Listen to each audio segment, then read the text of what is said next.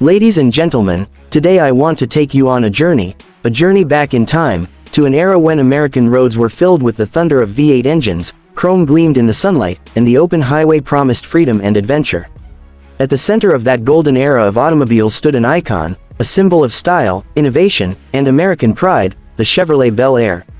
When we talk about classic American cars, the name Chevrolet Bel Air echoes with nostalgia and admiration. It wasn't just a car, it was a statement. From its introduction in 1950 to its final model in the early 1970s, the Bel Air carried with it the hopes, dreams, and identity of a generation. The Bel Air defined mid-century America in a way few cars could, bridging the gap between post-war optimism and modern innovation. Let's begin at the beginning. In 1950, the first Chevrolet Bel Air rolled off the assembly line. At that time, it was actually just a nameplate on a premium trim level of the Chevrolet Deluxe. But even in those early days, the Bel Air stood apart.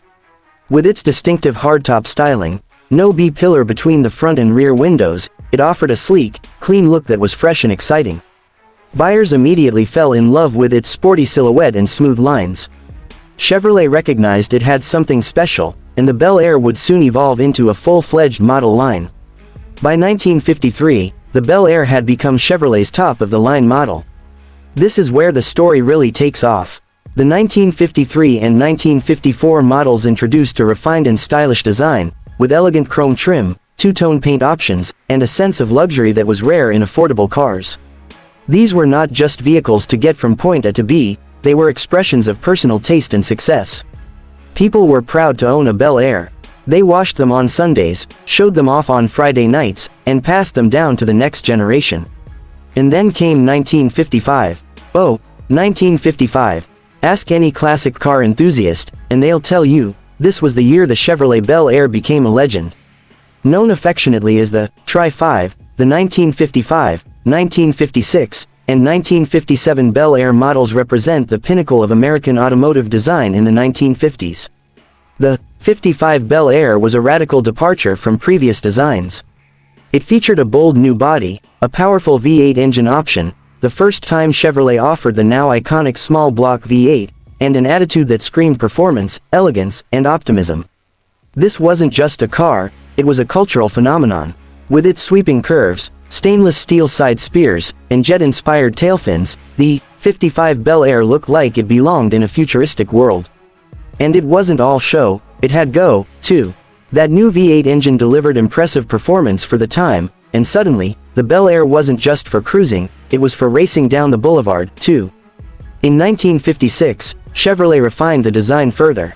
The front end was revised with a more aggressive grille, the side trim was redesigned to create a more dramatic visual effect, and under the hood, the power options continued to grow. Drivers could choose from a range of inline-6 and V8 engines, making the Bel Air one of the most customizable cars of its time. Then came 1957, the crown jewel. The 1957 Bel Air is often considered the ultimate classic car. With its iconic tail fins, gold-plated trim on some models, and rocket-inspired hood ornaments, it was the very definition of 1950s Americana. It turned heads wherever it went and continues to do so to this day. Collectors pay tens of thousands, sometimes hundreds of thousands, of dollars to own a pristine, 57 Bel Air. That's not just nostalgia, that's respect. The Bel Air wasn't just popular, it was everywhere. It starred in movies, it appeared in songs, and it filled American driveways. Teenagers took them to prom, families packed them up for road trips, and lovers carved their initials into the dashboard. It became part of the American family. In the 1960s, the Bel Air continued to evolve. It grew larger, more powerful, and more sophisticated. While the styling became more restrained compared to the wild fins of the 50s, the quality and reliability remained top-notch. Chevrolet introduced safety innovations, improved suspension systems, and more powerful engines. The Bel Air was now a mature, full-size car that still offered great value and performance. Throughout the 1960s, the Bel Air remained a favorite among working-class Americans who wanted a dependable car without sacrificing style or comfort. Police departments and taxi companies also favored the Bel Air for its durability and low maintenance costs. It was a car that could take a beating and keep running, mile after mile. By the early 1970s, however, the Bel Air's time was coming to an end. The automotive landscape was changing. Muscle cars, compact imports, and rising fuel costs began to dominate consumer priorities. In 1975, the Chevrolet Bel Air nameplate was retired in the U.S. It was the end of an era, but not the end of the story. Today, the Bel Air lives on, not just in museums or garages, but in the hearts of car lovers around the world. It's a regular star at car shows, a beloved subject in classic car magazines, and a prized possession for collectors.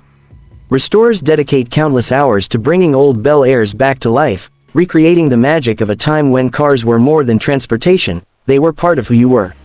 What makes the Bel Air so enduring?